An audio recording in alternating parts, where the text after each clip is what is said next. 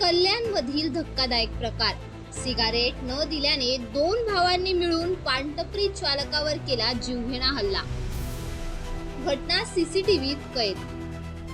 कल्याणमध्ये सिगारेट न दिल्याच्या कारणावरून दोन भावांनी एका पानटपरी चालकाला लोखंडी रॉडने बेदम मारहाण केल्याचा धक्कादायक प्रकार समोर आला आहे.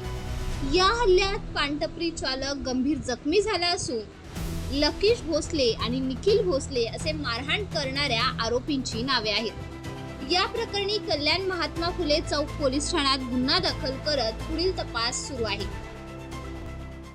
अनिकेत नानुकेने माझं पवन शॉप बिर्ला कॉलेज एरियामध्ये आहे. 7 दिवसा अगोदर त्याच्या आणि माझा किरकोळ वाद झालेला एका सिगरेटवरून.